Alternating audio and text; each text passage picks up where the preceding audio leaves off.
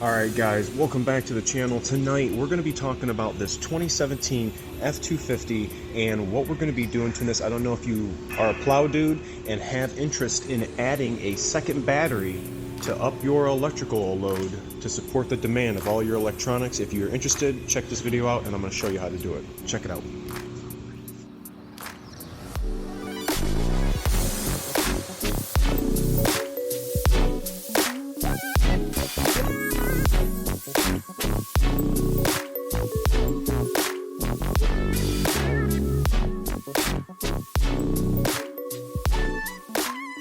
What is going on? What is up? Welcome back. Thanks for checking the channel out again today.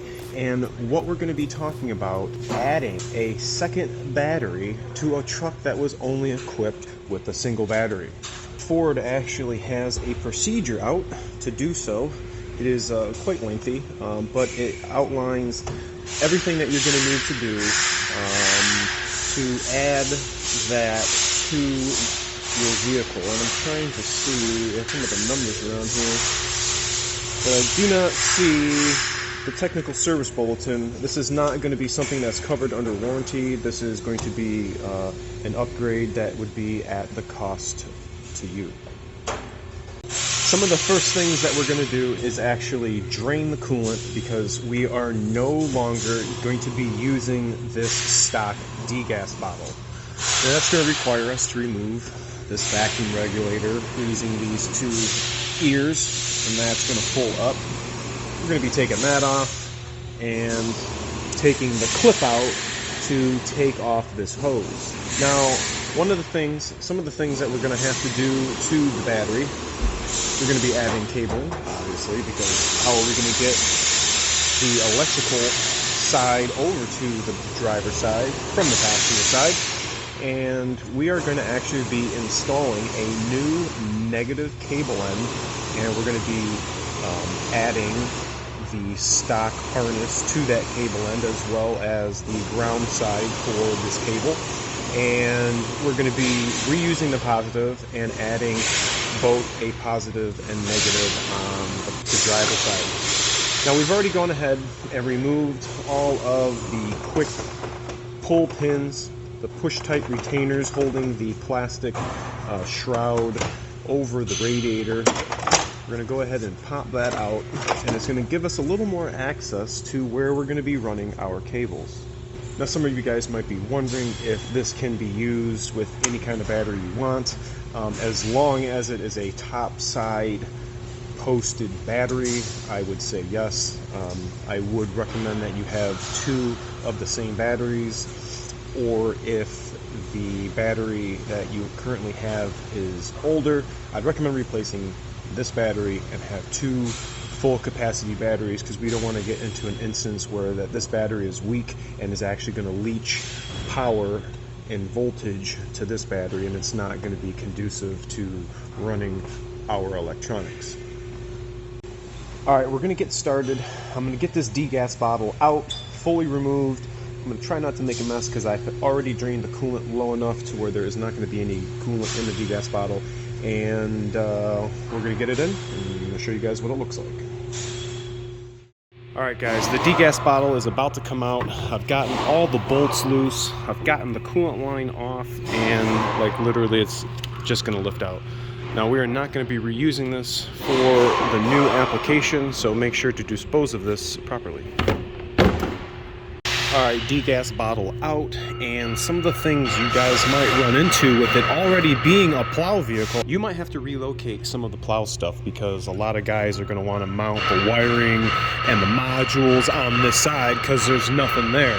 But if we're going to be installing that degas bottle, you're going to want to make sure your wiring is either ran on this side of the bracket, because all this was over here. This was mounted here, so I'm going to relocate that back underneath the brake booster, this module, and then we are going to put the degas bottle in. Now, once you go to install the degas bottle, you're going to notice that your coolant line is no longer going to fit, because the port faces forward. There is a new updated hose that you're also going to install. Here's the hose, different orientated clip-on end, and that is actually going to go down and connect to the lower radiator hose right there. So we're gonna make a couple of connections, get the degas bottle in, get the new line in, and then the next shot we're gonna see the new battery tray. Alright guys, so we have the degas bottle in, it's fully bolted down. I have the new hose on, which in fact I did do from up here. I did not lay down, so I didn't get any coolant on me whatsoever.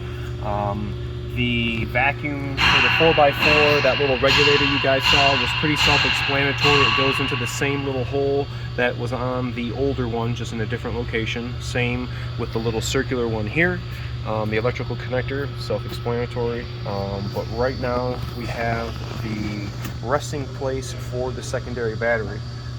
Alright, one of the next things we're going to do is get our battery insulator, and we are going to be putting that around our new battery, and then we're going to be installing the battery in our new battery tray with the new hole down, and we have some nuts right here. We're going to be using these.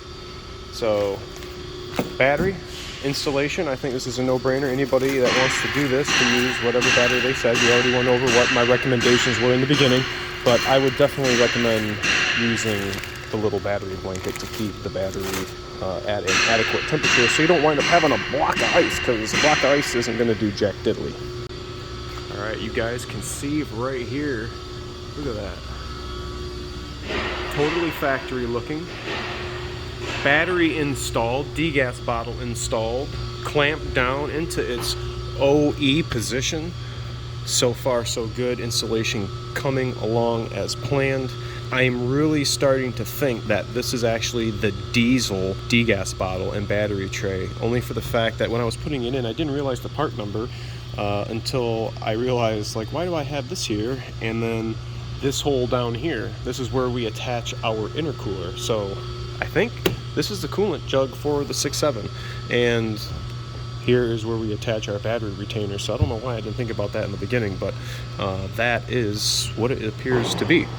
So right now, the next thing we're going to be doing, other than forgetting to put this degas bottle hose on and putting that clamp, we're going to start running our cables. Now, if you guys remember in the beginning, I told you we were going to be using a new positive, a new negative, and one negative over there, because we have to modify that to accept the cable that is going to go over here. It has to have the cable over there from its ground, and then the ground to the body. So we have three cables that we're going to be joining together over there, and then situating everything over here. All right, time to run some wires. All right, so we're over at the bench, and one of the next things we're going to need to do is build and install the second battery harness. In the TSB, all the parts are outlined. Make sure to check the description out so you guys can check and get the correct parts. But right now we have double-aught welding cable, as you saw in the TSB. What they want us to do is trim back just enough insulation on one end of each of the cables. So I'm going to do one positive and one negative. Just going to go ahead and hopefully successfully cut some insulation off. This is some big cable. Look at these copper strands in here. So I'm going to think that this is going to be enough.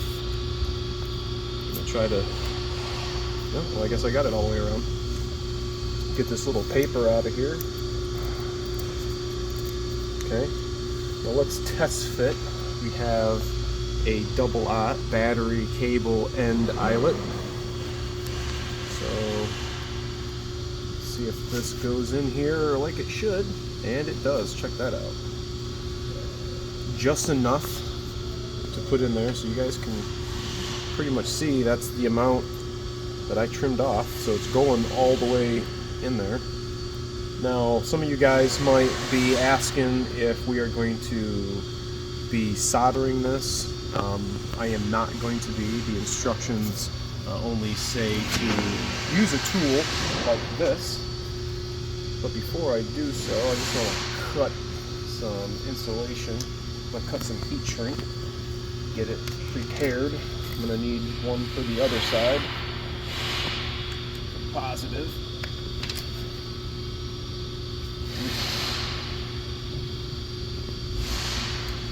Okay, got our 2 heat shrinks. I'm just going to slide one end down on here, and I guess here comes the fun part, because now we actually need to use a little tool here. This is what we're going to use to crimp this thing. Now it has a little lock on here to keep the little anvil up, but we are going to stick this thing in here. So it's going to be sitting flush. You guys can check that out. And I'm sure you pretty much guessed it, we're going to be hitting that with a hammer. I'm in the middle of the eyelet.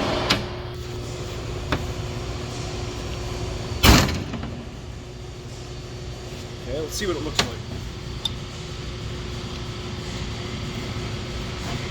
We can always go more. Let's give it a pull. It's not moving out. I've never used one like that. Let's give it another whack. The golf ball whacker guy.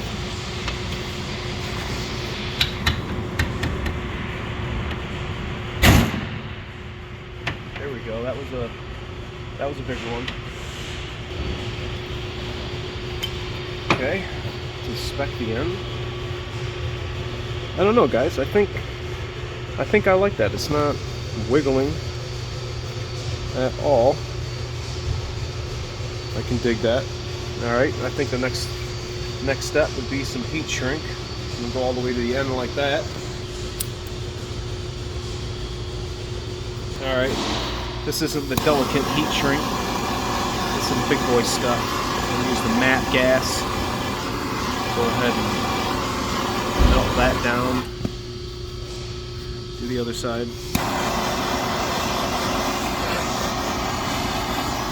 Try to be uniform all the way around.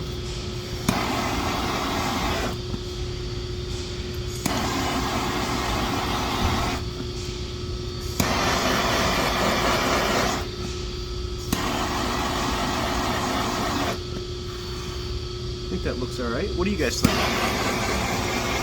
Besides those couple spots right there that I got just a little close, but I mean it didn't mess it up too bad.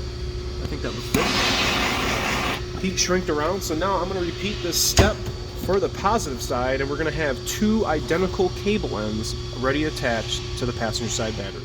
Alright everybody, I have modified and gotten the passenger side negative cable already removed, and well, if you guys remember the 6.4 battery cable end, you guys saw what I had to do to open that up, but I needed to expose the wires on the cable.